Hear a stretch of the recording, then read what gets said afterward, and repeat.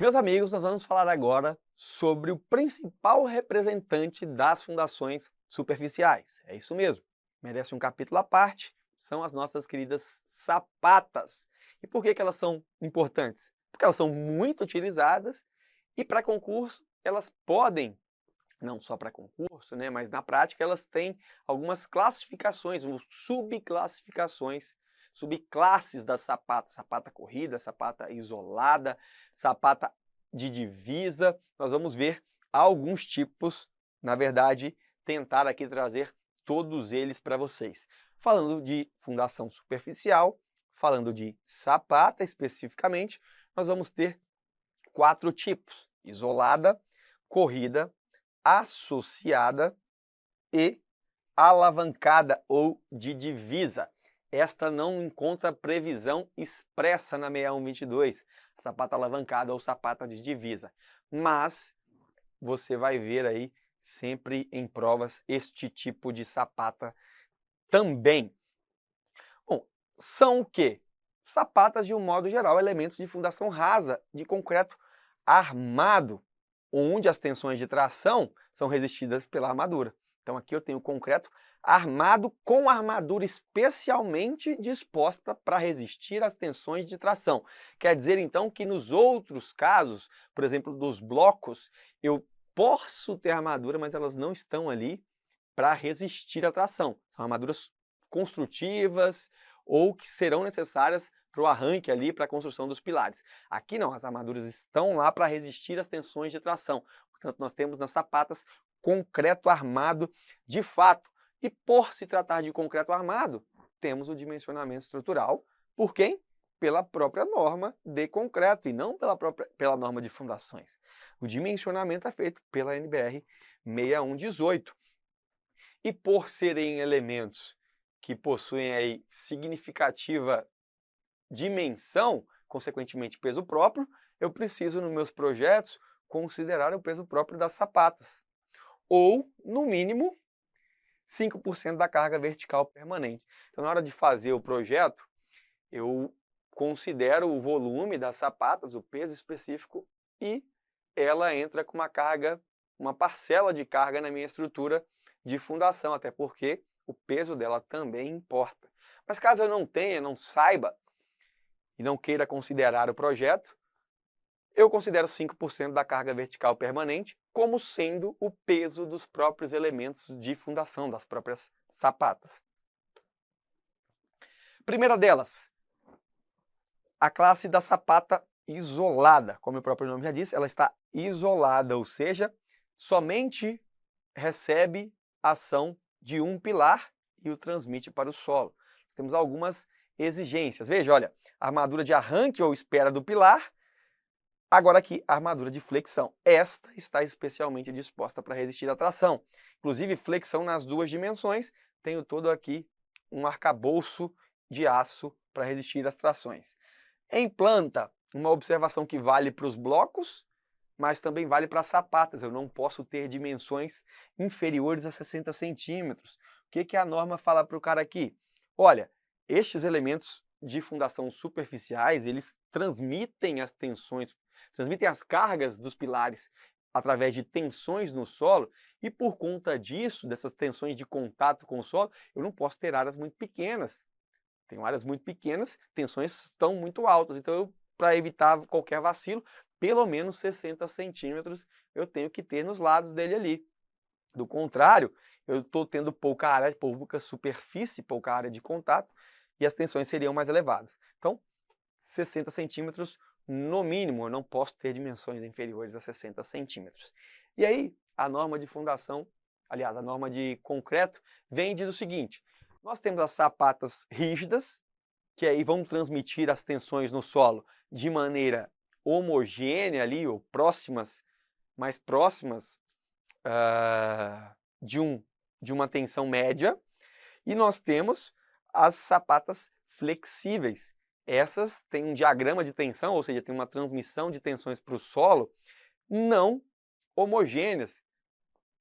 Vocês veem aqui que no ponto de contato aqui do solo, onde descarrega o pilar, já que ela é flexível, ela não tem rigidez suficiente para pegar essa carga e transmiti-las igualmente ao solo. Tem esse problema, então deve-se preferir sapatas do tipo rígida. E como que eu classifico se ela é rígida ou se ela é flexível? A altura dessa base, então a gente tem aqui essa alturinha H0, precisa ser, seria aqui este H, para que ela seja rígida, precisa ser maior do que 1/3 do lado.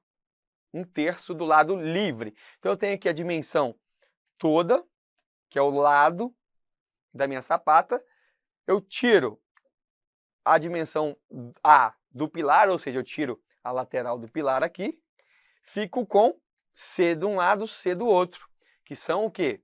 As áreas da sapata que não estão sofrendo a carga direta do pilar. Então, A, que na verdade eu chamei aqui de A, né? A menos a área, o lado ali do pilar. Então, lado da sapata menos lado do pilar, dividido por 3. Se essa altura H for maior, desculpa, aqui é o H. É que este aqui, o H0, é igual ao próprio H. Nestes casos, a altura da sapata tem que ser maior que 1/3 para ela ser rígida. Se o meu H é menor do que 1/3, ela é flexível. 1/3 de quê? 1/3 de lado de sapata menos lado de pilar. Ficou um pouco confuso, mas vocês olhando a equação, vocês vão ver que o lado da sapata precisa descontar do lado do pilar antes de dividir por 3. E daí, nós calculamos, então, se a sapata é rígida ou se ela é flexível. Sapatas isoladas. Agora nós vamos falar das sapatas corridas. O que é essa sapata corrida? É a sapata sujeita à ação de uma carga distribuída linearmente, como representado aqui no desenho, ou de 3 ou mais pilares ao longo de um mesmo alinhamento. Então, ou é a carga distribuída, mais comumente conhecida como essa sapata corrida, pode ser uma alvenaria, por exemplo, ou pilares ao longo do mesmo alinhamento, desde que representem menos de 70% das cargas da estrutura. Sapata associada. Agora tomem cuidado para não confundir sapata corrida com sapata associada. A sapata associada é uma sapata comum a 2 pilares, ou comum a mais de 2 pilares quando não alinhados, desde que representem menos de 70% das cargas da estrutura. A primeira coisa que você precisa ter na cabeça, sapata corrida e sapata associada nunca podem ter mais de 70% da carga da estrutura. Por quê? Porque a norma reservou esta denominação para o radier. Então, se eu tenho um sistema de fundação superficial que recebe e transmite ao solo mais de 70% das cargas da estrutura, eu estou diante de um radier. Menos de 70% das cargas, daí eu posso estar diante de uma sapata isolada ou de uma sapata, de uma sapata corrida ou de uma sapata associada. A sapata corrida, eu tenho ali pilares no mesmo alinhamento, 3 ou mais pilares no mesmo alinhamento, ou tenho carga distribuída. E na sapata associada, na verdade, o que eu tenho aqui? Pilares que teriam sapatas isoladas que se sobreporiam, se essa é a palavra correta. Mas elas iriam se sobrepor. Teria um pilar aqui, outro pilar aqui. Mas a área dessa sapata já encontrava com a área dessa outra. Opa! Por isso o nome. Então eu vou fazer o quê? Uma sapata associada. E daí se eu tiver um terceiro pilar, um quarto pilar muito próximo, mas com uma carga considerável, e aí a base da sapata fosse também entrar em contato com a base da outra sapata, para que eu vou fazer isso? Eu faço uma sapata, como o nome já diz, associada. Eu associo as sapatas que seriam simples ou individuais, isoladas. Com isso, através nos casos de superposição de bases de sapatas, eu faço a sapata associada.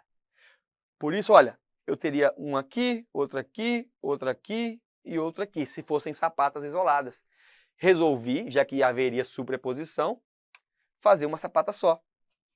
A nossa sapata associada, que pode estar ou não atrelada a uma viga de rigidez, como o próprio nome já diz, uma viga que traz rigidez ainda maior ao conjunto de duas ou mais sapatas. Ok? Lembrando que nenhuma delas, nem a corrida nem a associada, pode contar com cargas acima de 70% da carga total da estrutura, porque isso está reservado aos radiers. Perfeito. Mais uma colocação de Veloso e Lopes. Quando eu tenho sapatas que, sobrepostas ou não, atingem mais de 50%, mais da metade da área da construção, então já é mais viável fazer um radier. Por quê? Eu tenho tanta sapata, seja isolada, seja associada. Quando eu olho de cima a planta, a projeção horizontal, e vejo que tem mais sapata, mais de 50% da área da edificação, então o Veloso faz o seguinte, é mais viável adotar radier. E aí você tem, inclusive, uma dissipação melhor, ou uma distribuição melhor de tensões, evita, inclusive, recalques, né? Recalques diferenciais. Por quê? Porque o radier vai ter rigidez suficiente para pegar todas aquelas cargas e distribuir ali de forma mais homogênea possível ao nosso solo. Fundação rasa, agora do último tipo, sapata alavancada ou sapata de divisa. Eu falei para vocês que ela não está na norma. Mas por quê? Porque ela não deixa de ser um tipo de sapata isolada, mas com uma particularidade. Ela está aonde? Exatamente na divisa com o meu vizinho. Então, eu não posso fazer com que a base da sapata avance no terreno do vizinho e, consequentemente, eu tenha o pilar descarregando centralmente na sapata, que é o ideal, que é o que se espera de uma sapata isolada, de uma sapata simples. É fazer com que o centro da sapata coincida com o centro do pilar e eu tenho uma distribuição óbvia na prática, jamais será simplesmente de compressão, vai ter sempre uma excentricidade, por mais que ela seja apenas construtiva, mas está mais próximo do que eu preciso. Se tem pouca ou nenhuma excentricidade, tem pouco ou nenhum momento fletor. Então eu estou cada vez mais próximo de compressão simples e mais distante de flexocompressão, o que oneraria ainda mais o meu dimensionamento. Só que aqui, por conta de eu estar na divisa com o meu vizinho, o que acontece? Não tem jeito, cara. Eu não posso invadir o terreno dele com a minha sapata. Embora em alguns casos, lá na Finlândia, na Dinamarca, que são países subdesenvolvidos, isso aconteça. No Brasil não acontece essa invasão do terreno do vizinho, mas nesses países que eu mencionei, acontece com frequência. Então, digamos que nós estamos aqui no Brasil, onde não acontece isso. Eu não posso invadir o terreno do vizinho. Então, o que eu faço? Deixo de construir a fundação? Não, eu faço a fundação. Fundação da minha estrutura, fundação, inclusive, do pilar que vai descarregar, só que ele é em sapata e ela fica uma sapata desequilibrada, uma sapata de divisa. O que isso gera? Cargas excêntricas. Cargas excêntricas geram flexão. Momento fletor resultante, porque tem excentricidade. E aí o que acontece? Para que eu não tenha problemas, eu crio uma conexão entre essa sapata de divisa e uma sapata isolada intermediária dentro do meu terreno. Isso aí eu faço o que agora? Eu ajudo a melhorar esse problema, conectando essas duas sapatas próximas através de uma viga alavanca ou viga de equilíbrio. Por que de alavanca ou de equilíbrio? Pense, se eu tenho a base da minha sapata, se eu tenho que o centro da minha sapata fica aqui, centro geométrico, passaria mais ou menos aqui, digamos. E eu tenho a carga aplicada aqui, tem uma excentricidade que faria com que essa sapata rotacionasse. Com a rotação, essa sapata ficaria mais ou menos assim, rotacionada. Aqui que eu faço? Pego uma viga alavanca ou viga de equilíbrio, conecto ela junto com um outro pilar na outra sapata para reestabelecer o quê? O momento. Esse pilar, então, vai gerar um momento nesse sentido para compensar o momento que esse pilar geraria na sapata nesse outro sentido, ou seja, para compensar. Olha só, nesta nesta figura você vai ver que eu tenho aqui sapatas de divisa e próximas a elas sapatas isoladas de outros pilares com viga alavanca ou a própria viga de equilíbrio, está aqui na planta, fazendo essa conexão. Olha uma representação clássica e que não pode ser confundida. Uma coisa é a viga alavanca. Outra coisa é a viga baldrame. A baldrame, ela está no nível do terreno, onde vai ser construída aqui a minha alvenaria, e ela vai descarregar as cargas da alvenaria até o meu sistema de fundação, onde já tem aqui, inclusive, recebendo um pilar. Lá, no nível de assentamento da fundação, aqui nesse caso, de assentamento da sapata, eu vou ter, por conta dessa excentricidade, uma carga desse pilar com uma excentricidade gerando momento. Para que ela não sofra este giro, ou seja, para que a sapata não sofra giro nesse sentido, o outro pilar vai me ajudar, junto com essa outra sapata, a fazer momento no sentido contrário. E aí sim, eu tenho aí uma distribuição, eu tento fazer com que a base da sapata ali receba cargas o mais próximo possíveis de uniforme, para uniformizar este contato entre sapata e solo. O que consequentemente a gente vai ver aqui? Que a carga nas sapatas é diferente da carga dos pilares. Ora, porque eu tinha esse carregamento aqui, que se fosse com a sapata isolada, iria ser integralmente respondido pelo princípio de ação e reação por essa sapata. Então a carga de todo esse pilar P deveria ter uma reação P do solo. Só que aqui, olha, você percebe que esse P do pilar tem um alívio, já que esta viga aqui, a alavanca, tenta jogar essa sapata para cima, tenta aliviar a carga P.